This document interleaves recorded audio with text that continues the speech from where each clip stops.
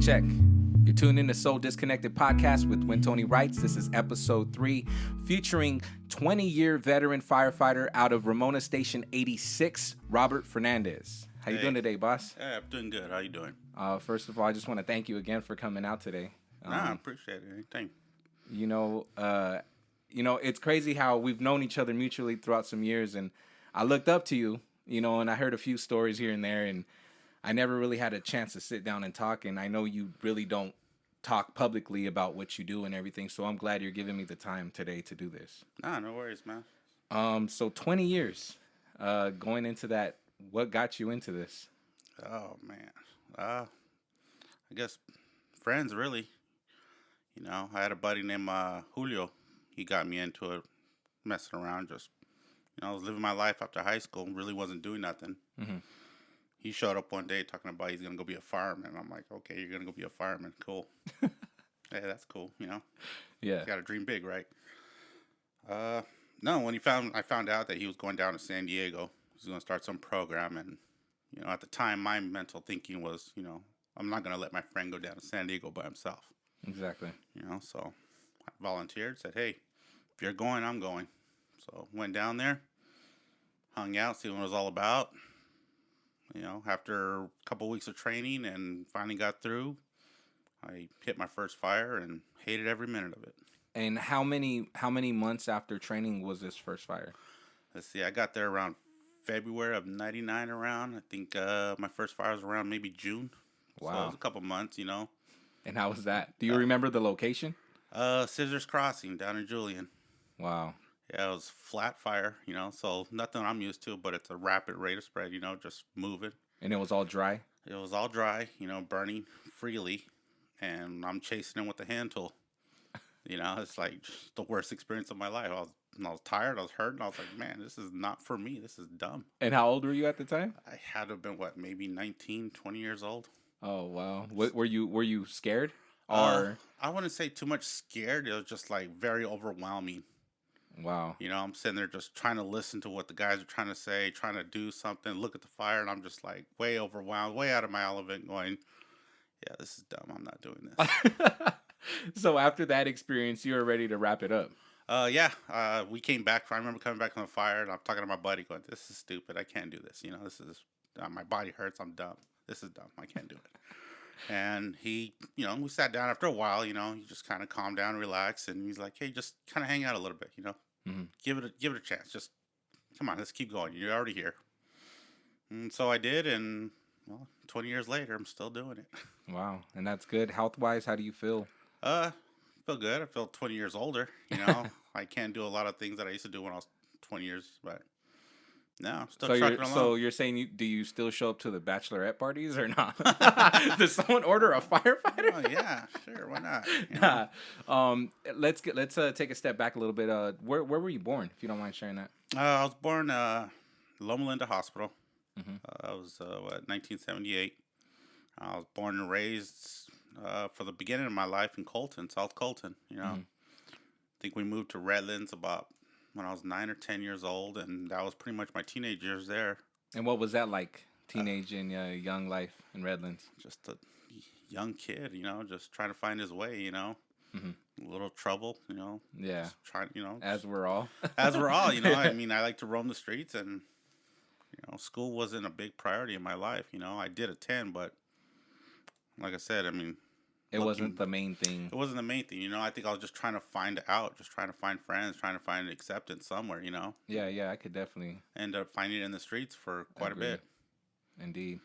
Do you feel like this career that you've chosen and you kind of fell into, do you feel like it's changed your life? Oh, yeah. For the positive? Oh, very much, yeah. I mean, do you still enjoy it to this day? Oh, yeah, very much. I mean, I look at myself throughout the years, and I mean, I still get excited, Mm-hmm. I'm still pumped up, I mean, I show up to work early, I go home late. It's great. I really do enjoy it. I still enjoy it, That's good. I mean, there's days where, I'll vent off on how I'm going to quit, I'm going to leave, and I'm going to go do something else. But, you get it off your chest, and then you just show up to work and do it all over again. I bet. So, if we dive in a little bit, like, what do you feel has like been the most difficult part about this career, or just a job per se, or anything you've done in general? What's the most difficult thing that's happened to you in this career? In this career, probably the most difficult is being away from home. It's always been there. It's not going away. I think, just trying to be the best family man I can be. It's kind of hard when I'm always gone. Exactly. I know it wears on my wife, it wears on me, it wears on my kids. But, that's probably the hardest part to overcome, And you definitely try to do the best with the time you have, though. Oh, I'm yeah. sure you I do. mean, the short amount of time I have at home, it's like I want to do stuff. Sometimes I am tired, it just comes with territory, but, the last thing I want to be doing is yelling at my kids for what they've been doing for the last couple weeks. When I come home and I only have a couple days with them, it's like, Exactly. me and the wife get into it a little bit about that, but nothing serious. It's Yeah, just I'm like, sure it's just like you want to come home, but you have to do all this Yeah, stuff. Like exactly. It's like, dad has to come home and put the Yeah. foot down, and it's like, Yeah. and they're like, oh wow, we're barely seeing you, and this is what we get. Yeah, it's it's a fine line. I think we work at it pretty good though. Yeah, that's good. If there's anything you could tell your younger self, what would it be? Go do something else, man. Nah. You know what? I really do love it. Um, if I were to tell myself something, it'd probably be stay in school, a little more schooling. Hmm. I think that would have definitely helped on my career. I kick myself every day. Hmm. I tell myself that every year I'm going to go back to school. I'm going to go back to school, and I never do it. So it's kind of one of those. I'm still kicking my butt about it. Yeah. I do take classes from time to time, but those classes probably won't get me the degree that I want or need. Hmm. Um, just take a little more pride in my craft. There's some aspects where I'm just a little bit weaker than I am stronger. And just work towards that. But And it really takes a lot, like what you just said. It takes a lot to actually admit that, and I'm actually proud to do that, and I see that you take pride in that too. Like, we all have our own flaws or know things that we can get better at, and we know the things that we're really good at, and that we could always increase, and that's and get and work on it a little bit better. And it's good to even notice that, and that's what's dope. Like, age doesn't even matter. You can always learn new things. no, and that's another thing too. You're never too late to start. I really believe that. Hmm. I believe all the wrong in your life you can always change around. Any situation you're in, if you're not happy with it, you can change it around. It At doesn't any matter time. at any time. Yeah, that's what's really good about it. I have friends that hey, one day they're in construction. Next thing you know, they're like, I'm a fireman. You're like, what made you stop? They're like, it's something I've always wanted to do. And you're like, okay, so you literally gave up your, $20, $30, $40 an hour job to do this. They're like, hey, it's what I want. So you're never too late, Yeah, and honestly, I think it makes a difference, and I'm sure you don't get this enough, but servicemen are needed, bro, and it's a part of society that some people are willing to go out there and sacrifice, and some people aren't, and I really, really praise you for that, bro. Well, thank you.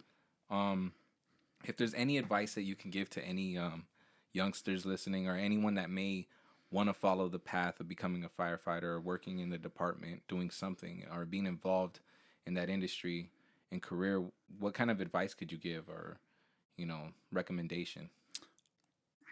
Like I said earlier, schooling does definitely help, but there's that fine line of, okay, I've been in school for 4 years and now I'm actually doing the job.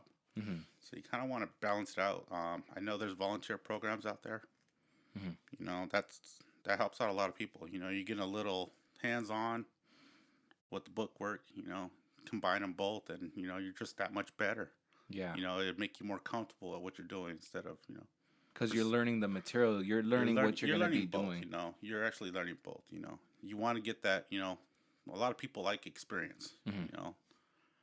Everybody trying to get a job, and they're like, "Well, you need experience." You're like, "Well, how am I going to get the experience if you don't hire me?" So and they do have volunteer work, right? Yeah, there is volunteer work. I know a couple of departments. I know my department as well. They have, you're able to sign up, volunteer. You give maybe I think it's like a 24-hour shift a week or something.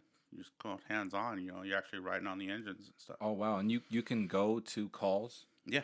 Oh wow. You may not participate in all the calls depending on your level and what's going on. I'm not 100% familiar with the program. Mm-hmm. All I know is it does exist, and you will get the hands-on And on top of that, all you'll also get, the classes required for that. Wow. And do you know how long those like the volunteer work lasts, or is it's up to the person? It's up to the person, just like anything else. I've known volunteers that been there a couple months, all the way up to a year or two. You And just think the more you do, the more proficient you're going to be at what you're doing. exactly, that's good. I know it's kind of a touchy subject, but what would you say is probably one of the worst calls that you've ever responded to that you could think? And it could have been a wildfire, it could have Yeah, been a I have been on. I won't say every call's good, but there's one call that I just, as a fireman, you just don't let go. mhm, It was what, 2012. Respond to a head-on collision, which is nothing normal. It's always normal. Just say it is what it is. 2-lane street. mhm, I remember showing up and we had multi victims. Uh, I had a mom, grandma, 4 kids. And just like anybody else, I don't do really well with kids. yeah, Um, I showed up on scene. I ended up getting this, what I think she was 9 years old. She wasn't breathing, nothing was going on. Performed CPR on her. And I remember doing CPR, which seems forever. We're not getting the response that we want. Nothing's happening. We're pumping drugs. It's just, nothing's happening. Next thing I know, she's pronounced, and now I got to move on to the next one. It turns out to be her 10-year-old sister. mhm, So I started doing the same thing with her. Started doing a lot of CPR on her. We're working her, trying to get her back. Nothing's happening. And while this is going on, I'm having a rough time at home. mhm, And it just so happens that I do have 2 daughters at the same age. mhm, So now I have that going on. And while I'm doing all this, I'm focusing on something trying to get me out of there, and I focus on the wrong thing. I see this little girl's, you go to Payless, the little band shoes or color, and they have all this stupid little, flowers or unicorns or watermelon, whatever. yeah, on the shoes, right? So this little girl has happened to be wearing these pink, bright shoes, and those are almost like the same exact ones as my daughters used to wear. Wow. So here I am doing CPR on one girl, doing CPR on the other girl. These shoes are in my face, and I can't help but think of my girls. Mhm, My partner, who's there, he's looking right at me, and he's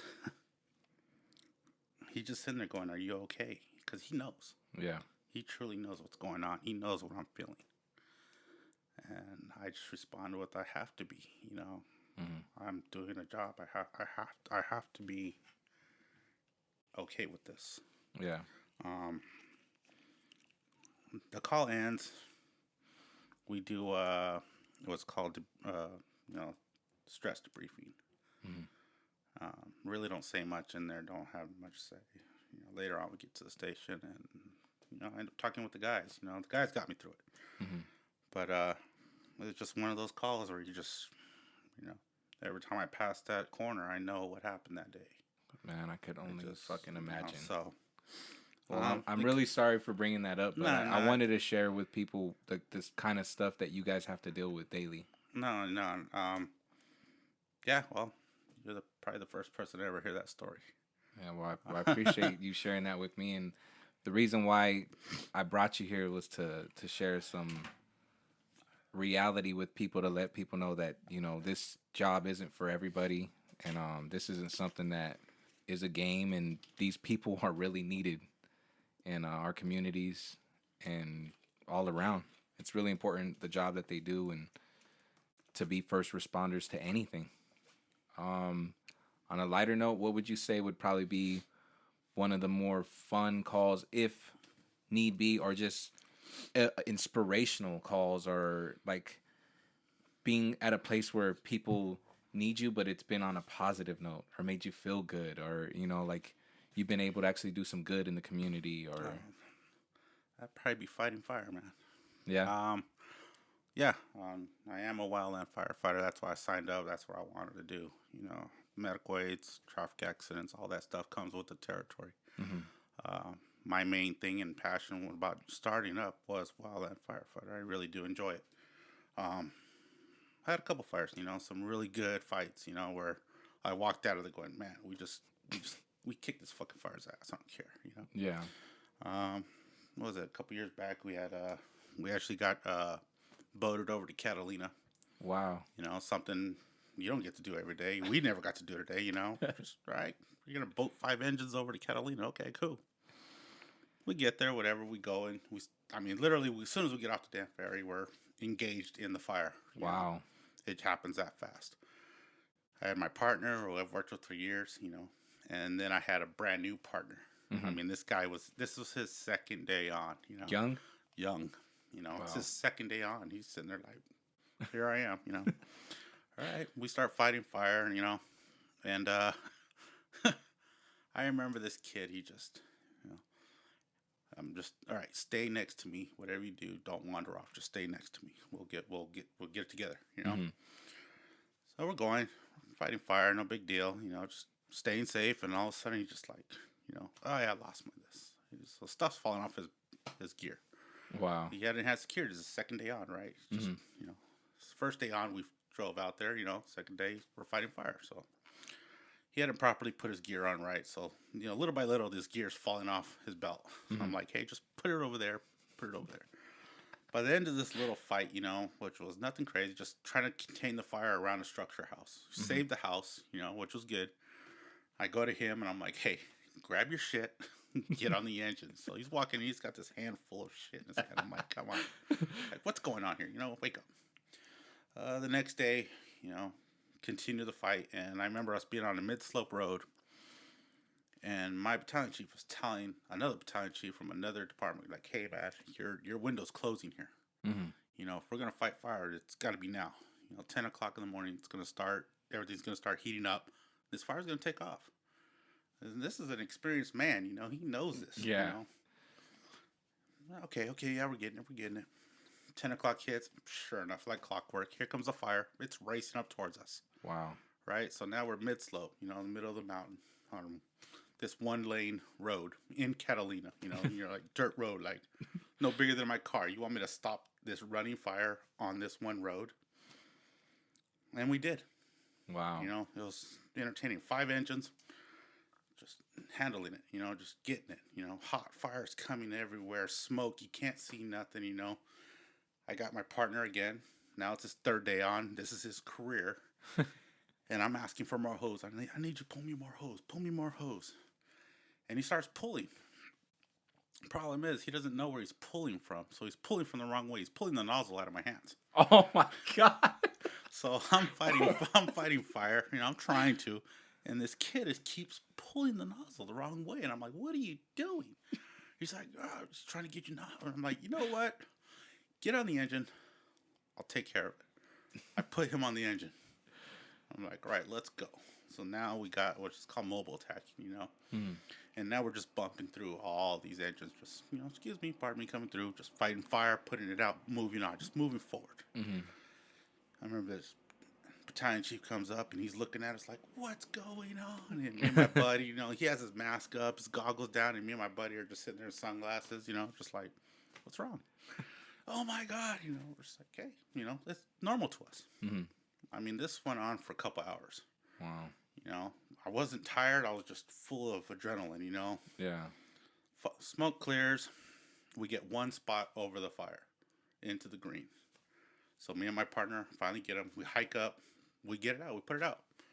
By the end of that day, we end up holding that fire to that mid-slope road, which is hard enough to do with only a couple spots getting on the other side. Wow. So at the end of the day, it's like, all right, we pretty much put an end on this side of the fire. We stopped this fire on this mid-slope road, and that was pretty cool. That's pretty satisfying. It really is. So put in the work. We had some hiccups. We overcame them, and we continued on. And how many men were working on that fire? So that day? on a typical Type 3 engine, you'll get 3 people. Mm-hmm. You'll get 1 operator, 2 firefighters. Mm-hmm. That day we had 5 engines, my strike team, that's what, 18, 20 people. Hmm.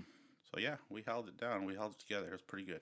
And does the adrenaline usually start the minute the call comes in, or you have to touch Uh, ground where the fire's at? so, and this has been my life in this career. So, tones go off. We race out of the station. You start seeing smoke. You start getting anticipation. You're like, Oh, okay, wow. we got something. Okay, so you go into a second gear. You're like, all right, now you're mentally preparing yourself for you. Been doing this a long time. I'm gonna tell you right now. I to this day I still get butterflies. Oh, wow. My stomach starts turning. Everything's. What am I gonna show up to? Yeah. Your anticipation is really building up. You're gonna be there in a couple minutes. So yeah, to this day I still get stomach's worked up, everything, and like every time, like clockwork. Every time my feet, like you just said, every time my feet hit that ground, it It's just like, all boom. goes away. It all goes away, and I react to what we have. Wow. And it's always stirred me in the right way. It's always kept me safer because I still get that. You're butterflies. alert. I'm You're alert. like on top of it. I try not to get complacent. Like, oh, it's just another fire, no big deal. Nah. That's what. When you that's get what, comfortable, yeah. that's when problems happen. I Yeah, and know that's that. that comfort level. It's there, but like I said, the butterflies will always be there. Because it's like second nature to you, but you don't get 100% comfortable where Yeah, you're kicking back. exactly. Your mind's alert. You're awake. You know what's really going on around you, and that's what's keeping you safe for sure. Yeah, I believe so.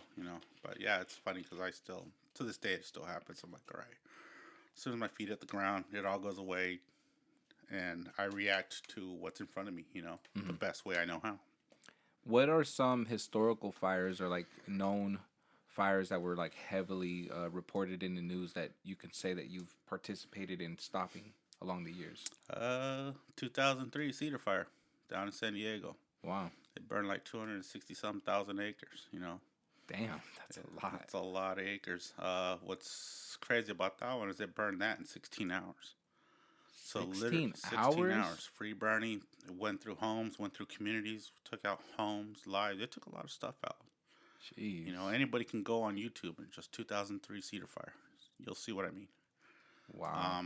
I think my first day on that fire, I was up for maybe 36, 72 hours, something like that. How many hours were you on the fire? I want to say that was a couple weeks. The initial part of it was just, more or less like WUI structure protection. Just trying to save as much structures as we can. It was just a wind-driven fire. Wow. It just had all the perfect elements, So when you're on the fire, because you're using hand tools to try to you use hand tools to kind of curve where the fire's gonna go, So or when you're on a hand crew, I'm now on an engine crew, but when you're on a hand crew, you're just pretty much securing what we did. So me on the engine will pump in a hose lay, 100 feet at a time for as long as we have to, or the capability of that pump. When you get the hand crews on scene, they just come back and they pretty much secure that line with removing of the brush from that burn, separating burn from green. Okay. So they're just, stamping it like, okay, we got this part, That's the containment line. That's what we want. Oh, okay. Can't have one without the other. Sorry. That's all right. Can't have one without the other. And everybody has a job on the fire. We pump in a hose lay. Hand crews come in behind us and secure that lay. You got air tack. They're coming in from the air.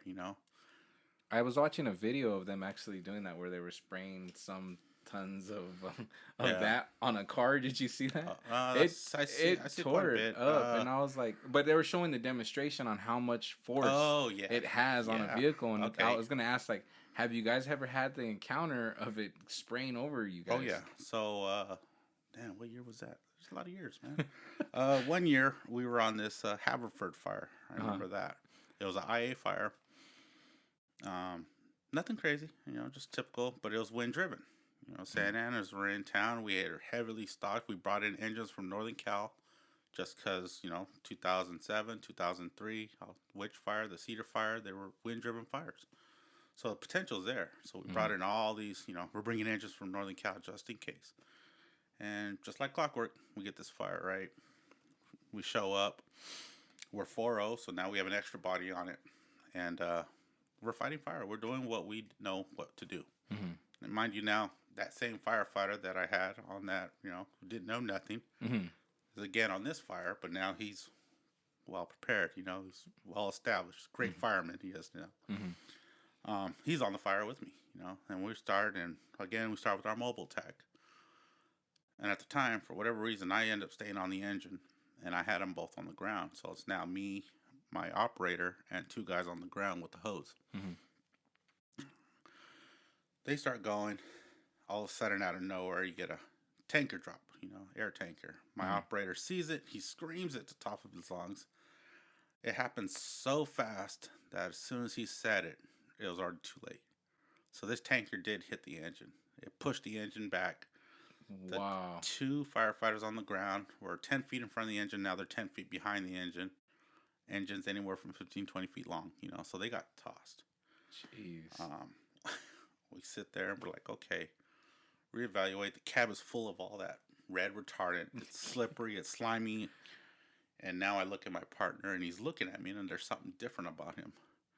Well, he's got this 4-inch windshield piece of shrapnel in his forehead. Oh my God. And I'm sitting there going, dude. Okay, this is different. Start calling emergency traffic. Hey, firefighters down, this and that. He was fine at the end of it, but it was just like one of those things where you're just like, where'd he come from? So yeah, Jeez. they can do some damage. They do a lot more help than damage. Yeah. Being dropped on that low, that is bound to happen. It's just basically a wave coming at you. Mm-hmm. Normally in a normal atmosphere, they drop where it sprinkles down, puts the fire. Pretty much containment line for the fire, until we can get their ground resources and get there. So that's their main priority. It's not so much put the fire out, it's just to kind of slow the path down. Mm-hmm. What they're doing is pretty much what we call boxing it in, Mm-hmm. So you'll see them flying and they're just making a box, and hopefully that fire will stay within that box while the ground resources get up and follow it up. Oh, that's like I said, cool. One can't help the other, Exactly. You have to, Yeah, I was really pretty much asking about that because I seen that recently. They're showing it on the news about how dangerous it could be if you're in the way of that. Yeah, I mean, it's all dangerous. The dangerous is the lower they are. Yeah. The regulations, from my understanding, is the sprinkle. Just get it down. Mm-hmm. The lower, yeah. That things take out trees. But when you guys are up there hiking up the hills and fighting the fire, they have to drop as low as they can, so I'm sure it crossed paths sometimes. No, it crosses path, and I wear this big, bright yellow suit, and sometimes I'll come out, and my big, bright yellow suit is now pink. I've had it done, and everybody always looks at you going, "Oh man, you were getting it. You were right there where the fire was, or else you wouldn't be pink." It's like, well, yeah, I'm kind of somebody, yeah, I'm kind of some guy. So, with all these years, has it taken a toll on your lungs? Or has your gear helped you tremendously, or is it like give and take, or? I don't know. It's all the same to me. To tell you the truth, yeah, I don't know. You don't suffer from anything, like you don't have any not issues? that I know of. Uh-huh. Honestly, not that I know of. I regularly get checked up every 2 years. Mm-hmm. Not as much as I probably should.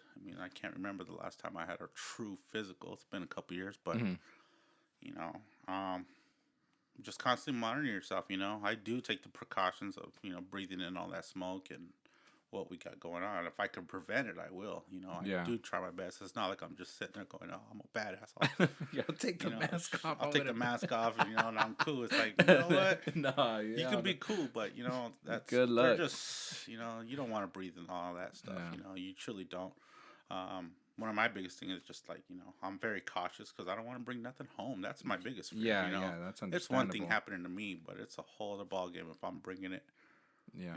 And now I'm contaminating my family. I think that would break me more than anything. Yeah. So. Have you had to go in a house during a fire before, or any structure to try to remove people, or you haven't really had to? No, I have. Not a whole lot, but I have done it. We did have a couple years back. We had a structure fire. And 9 out of 10 times in the area I'm in a rural area, so I'm in the outskirts. Mm-hmm. almost every time when we get there, the house is fully involved and there is no going in. It's just kind of like a surrounding drown. Just play defense. Make sure it doesn't take the next house down. One of the few times that I did go in for a rescue, we did a right-hand search, went straight to the bedroom. Mm-hmm. Nobody in the bedroom. Came out, couldn't find nobody. We're like, all right, nobody's in there. After it was all said and done, we started salvaging and overhauling. Come to find out, the victim was never in the bedroom. He was in the living room, right where the fire started. Oh, wow. So, had to remove him. Coroner comes in, and jeez, it's kind of one of those things. You're sitting there going, that time of day, it was like 5 in the morning. Mm-hmm. Fire starts. It was in the living room. We went to the bedroom. Yeah. Just trying to find out he was an early bird and fell asleep with a cigarette in his hand. Oh man, that's like he's sitting in his recliner, yeah, probably doing what he does every day, and it just so happened dropped it and didn't put it in the ashtray or nothing. It. Damn. So, yeah, you gotta watch it for sure. Yeah. Do you guys have like separate investigators to see the cause of the fire, or is that like up to your captain, or how does that work? We do have, we got prevention. You'll see. My department does. They at one point are firefighters, but once they take that academy, they are now cops. Oh, okay.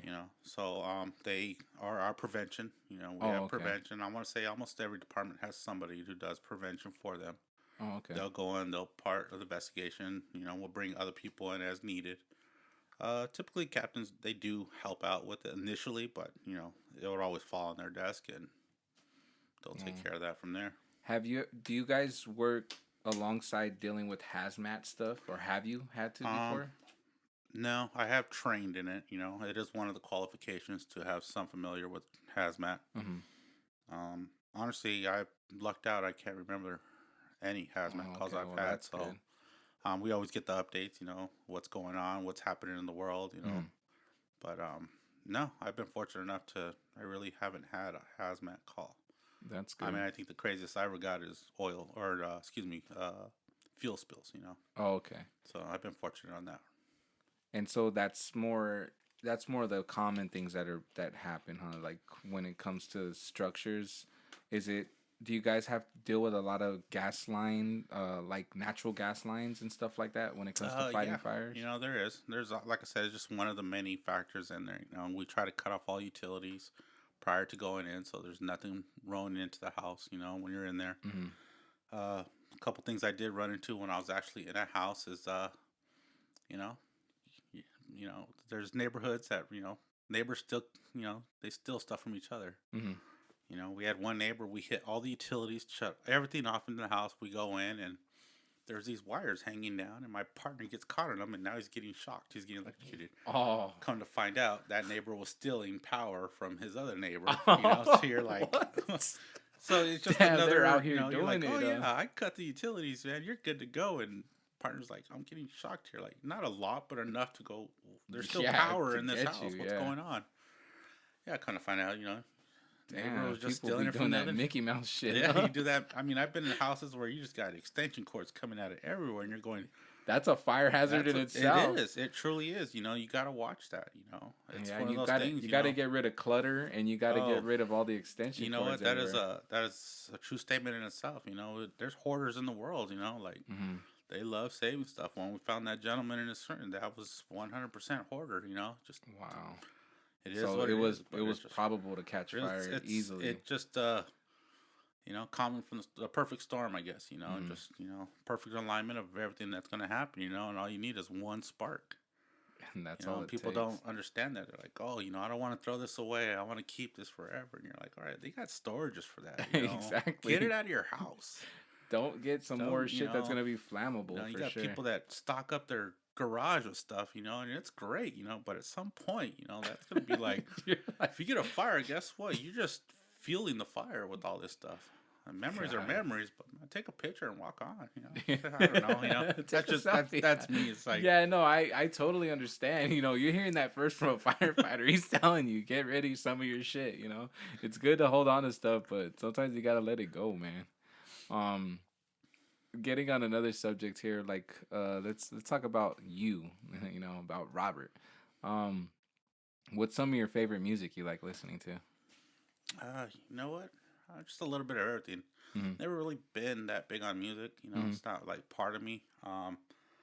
But I am so I love a lot of Motown. Mm-hmm. I'm a big Temptations fan. A lot of people don't know that. Most people do. But I get my gangster rap in every once in a while, and then But I like to, I'm more, when I try to just relax. I think it's, Mm-hmm. when I get amped up, yeah, I'm throwing some gangster rap on. But when I want to chill and relax, Yeah. I Something love smooth. that. What do you call it? Like 50s. Mm-hmm. The hop. All that good stuff. Yeah. Just I like mellow, just relax, chill. When you're not out fighting fires and you're chilling with your family, what else do you like to do? Like, what's your downtime? What do you like to do? What do you enjoy? What do I enjoy? Eat, man. We like to eat. Oh, that's the best. You know what? No. Yeah. I mean, it's always nice to go out with the family. Mm-hmm. Get that meal in. Just for once, not have to cook. Just get out. Sometimes I like to follow it up. We like to, just mess off. Let's go watch a movie. Let's, Mm-hmm. I mean, I have money, but I don't have money like that. It's just like everybody You else. just like to you just like to enjoy the I simple think things. just sometimes sometimes and most of the time it's the just a nice home cooked meal. It's just Exactly. time with the family. That's priceless, right there. It kind of is. I mean, I enjoy it. Every night I sit there at the table with my family. Even if I'm having a bad day, we're still sitting there. Mm-hmm. Me and the wife going at it. We're still sitting at that table. It's just agree to disagree, and Mm-hmm. but it still don't take away from that table. I love that table. That Exactly. table is my life right there. Mm-hmm. If I'm able to get all my kids wrapped around that table, then it's a good day. Yeah, that's amazing. So I mean, that's where Nothing could beat that. that's where it all comes out. How was your day? How was school? What's going on? And then we follow it up with just ragging on each other. Mm-hmm. I'm building soldiers here, man. My girls are ready for the world. You gotta be tough on them, man. Yeah. Is there anybody you want to shout out or mention before we sign off here? You know what? I mean, while I'm doing my thing out there, I got a woman back at home doing her thing. Mm-hmm. It's 100% that I can't do what I do without having her pick up the slack. Yeah. That's my single baby mama right there. Yeah, that's respect right there. That's a lot of respect. I give it to her. I may not show it all the time or appreciate it all the time, but it's there. That's something we could all work on. I sit there going, she really holds it down. She's maintaining the family. She's the house. Stuff that happens that I can't get away. It's like she does the best that she can, and I don't think I give her enough credit that she deserves. I try, but yeah. Like I said, there's that fine line of all right. Yeah, that's good. There's though. appreciation, and then there's okay. Yeah, like I said, it takes a lot to see that and be able to confront that within ourselves and realize that we can always do better. And when we know that, we eventually do better. You know what I mean? Yeah. We don't always do that, but when you know it and then you try to work on it a little bit at a time, it eventually shows in a lot of cases. Oh yeah, and that's pretty much 100%. I mean, I think that's honestly, I wouldn't be able to do this job without her. I really wouldn't. There was a time and a place where I was doing this job without her, and that was brutal. It just made it that much harder. Mm-hmm. But no, she it doesn't go unnoticed. It just maybe I just need to show it a little bit more than I normally do. Mm-hmm. But yeah, here you go. I just did.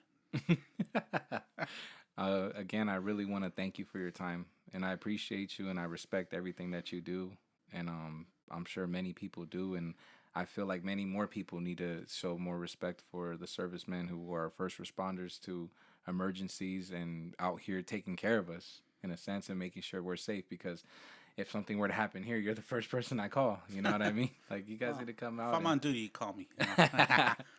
All right. No, I do appreciate that.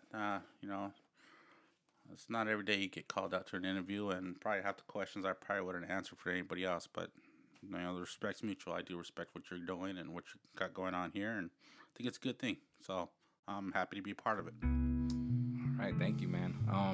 Again, 20-year veteran out of Ramona, Station 86, Robert Fernandez. We're signing off. This is When Tony Writes with So Disconnected Podcast. You heard it here first. Yo, it's when Tony writes. You're listening to So Disconnected Podcast. Make sure to follow us on Instagram and Facebook at So Disconnected. Tap the link in our bio to select the platform of your choice. We are also available on Apple Podcasts, SoundCloud, the Stitcher Radio app, TuneIn Radio app, and YouTube. Thank you for listening. Peace.